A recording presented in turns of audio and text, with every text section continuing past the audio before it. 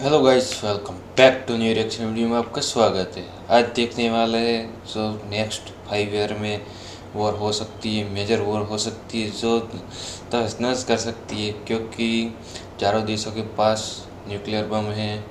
America, रूस, India, Pakistan, इन चारों में युद्ध हुआ तो दुनिया ख़त्म हो जाएगी। ठीक है, प्रशांत सर का वीडियो है, अभी अभी आया है, देखते हैं क्या क्या कहते हैं और वीडियो स्टार्ट करते हैं। जय हिंद।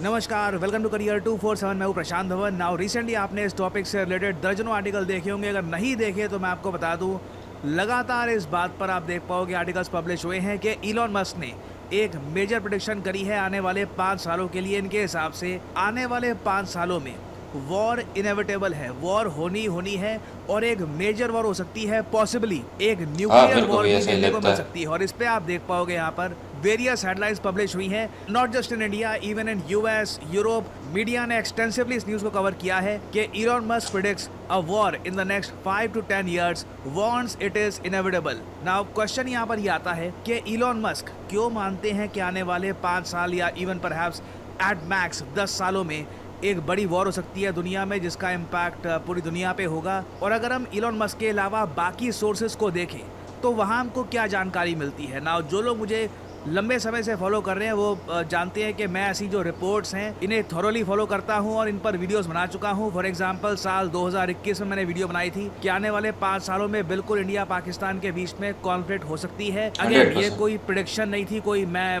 भविष्यवाणी नहीं कर रहा होता। It is just a think tank report जहां पर वो लोग अपनी जियोपॉलिटिकल कैलकुलेशन के हिसाब से रिवील करते हैं कि उनके अकॉर्डिंग आने वाले समय में कॉन्फ्लिक्ट की जगह कहां पर बन रही है और क्या हो सकता है। तो इस वीडियो में हम जानेंगे कि आने वाले समय में किन देशों में कॉन्फ्लिक्ट हो सकती है और क्यों ना सिर्फ इलॉन मस्क, इवन यूएस के भी बहुत सारे थिंक टैंक्स कह रहे हैं कि एक बड़ी वॉर बहुत ज़्यादा करीब है।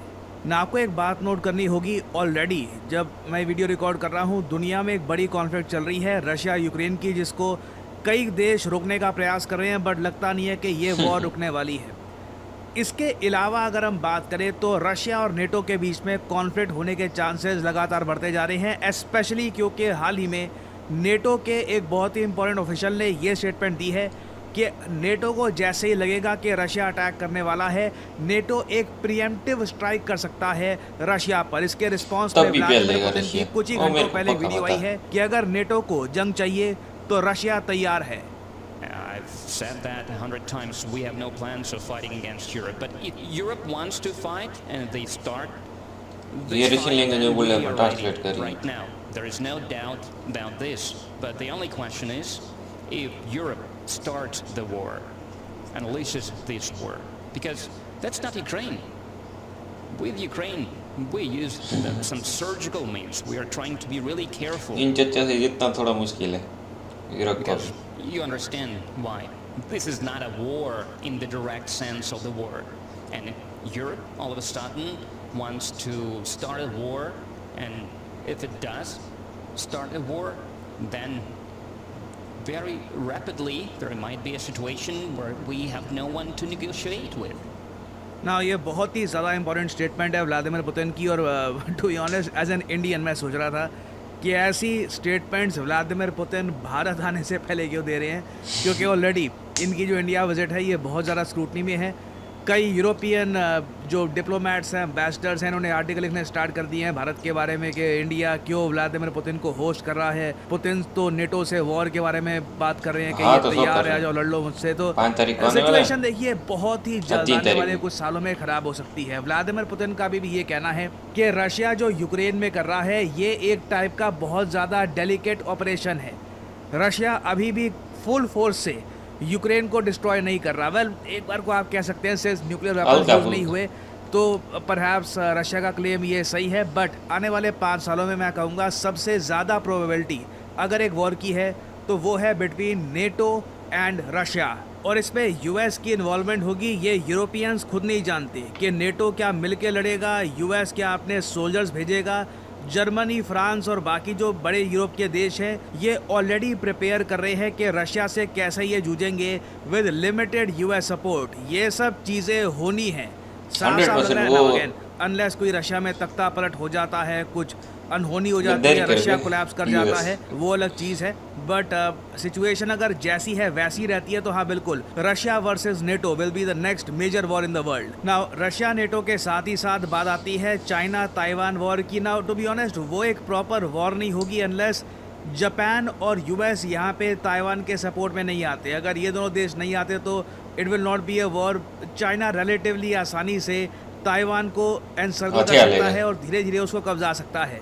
मेन आई थिंक जो दुनिया को इम्पैक्ट कर सकती है वॉर, ये होगी इंडिया और चाइना की। इस वॉर को लेकर बहुत सारी रिपोर्ट्स पब्लिश हुई पाकिस्तान हैं। कॉल करने जा रहा है। पर्टिकुलरली एक रिपोर्ट है जो मैं आपके साथ शेयर करना हलवा चाहता है हूँ, बहुत मेरी। ही इंटरेस्टिंग रिपोर्ट है by the Center of New American Security. इन लोगों की एक बहुत ही फेमस रिपोर्ट है, force development options for India by 2030। Now इस पे इन लोगों ने एक प्रोडिक्शन ये करी थी कि इंडिया चाइना के बीच में बहुत स्मॉल स्केल कॉन्फ्लिक्ट हो सकती है लद्दाख के आसपास, मगर वहाँ पे बहुत ही जल्द स्टेलमेट हो जाएगा। स्टेलमेट क्या होता है? चेस की गेम में स्टेलमेट एक ऐसी पोजीशन होती है जब अब आगे कोई रिजल्ट नहीं निकल सकता, कोई भी प्लेयर नहीं जीत सकता, स्टेलमेट हो चुका है। It is not a draw, it is a force draw. और लद्दाख के आसपास जो बॉर्डर है वहाँ पे भारत ने भी अब इतनी डिप्लॉयमेंट कर दी है, चाइना की भी इतनी डिप्लॉयमेंट है कि काफ़ी हद तक स्टेलमेट की सिचुएशन है। लद्दाख के आसपास लगता नहीं है कि अब कोई मेजर वॉर होगी अनलेस चाइना में कोई ऐसा जनरल आ जाता है जिसको कोई परवाह नहीं है नुकसान की या फिर लॉस ऑफ लाइव्स की, वो अलग बात है। बट अभी के लिए लग रहा है कि जो आने वाले समय में कॉन्फ्लिक्ट होगी वो एक बॉर्डर कॉन्फ्लिक्ट नहीं होने वाली, एक मैरीटाइम क्लैश हो सकता है। ये इस बात कुछ को भी कर लेकर आई सकती है। Completely agree as well. मेरी खुद की असेसमेंट यही कहती है कि इंडिया चाइना के बीच में जो नेक्स्ट क्लैश होगी, अगेन इंडिया चाइना की वॉर होने के चांसेस बहुत बहुत ज़्यादा कम है। क्लैशेस हो सकती है कि कुछ दिन के लिए भिड़ गए, कुछ एक इंसिडेंट हो गया, मिसाइल मार दिया, कुछ कॉन्फ्लिक्ट एक छोटे लेवल पे हो गई। बट यूएस थिंक टैंक ये कह रहा है another critical scenario for Indian forces planners is a maritime conflict between India and China in the Indian Ocean.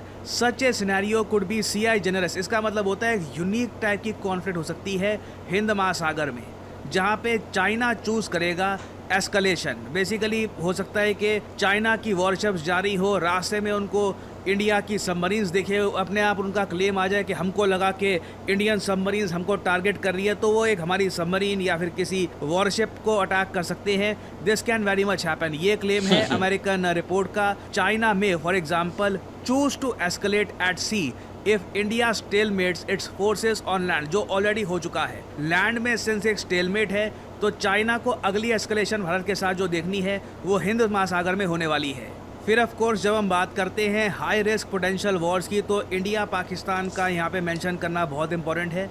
बिल्कुल इंडिया पाकिस्तान की वॉर अभी भी हो सकती है, कॉन्फ्लिक्ट हो सकती है, 100%। और इस बार इंडियन नेवी का अगेन क्रिटिकल रोल होने वाला है। पहले ये तो हम ही conflict जाएंगे कब क्योंकि होगी बॉर्डर अगर पे ही देखिए, रहते हैं। ये डिपेंड बॉर्डर करता ही है 40-50 कि किलोमीटर कब दूर है। किस कंट्री को एक विंडो दिखती है, जियोपॉलिटिकल समीकरण अनुकूल दिखते हैं, ट्रेड को लेकर जो डेटा आया है वो क्या कह रहा है, इकोनॉमिक डेटा क्या कह रहा है, ये सब चीज़ें एक बहुत ही important role. China versus Taiwan, Russia versus NATO, NATO versus China, Pakistan का न्यूक्लियर न्यूक्लियर इसका मिडिल ईस्ट प्ले करती है एक कॉन्फ्लिक्ट के इनिशिएशन में। तो बिल्कुल इंडिया पाकिस्तान की कॉन्फ्लिक्ट भी बिल्कुल यहाँ पे हो सकती है, हाई प्रोबेबिलिटी है ये होने की। और फाइनली मैं यहाँ पे बोलूँगा इजराइल और ईरान की कॉन्फ्लिक्ट। अगर मैं बात करूँ कि कौन सी कॉन्फ्लिक्ट आने वाले समय में सबसे जल्दी होगी, और लग रहा है कि बिल्कुल इसकी पॉसिबिलिटी इजराइल, बहुत ज़्यादा ईरान। हाई है, तो यहाँ पे मैं कहूँगा इजराइल और ईरान की बीच में वॉर।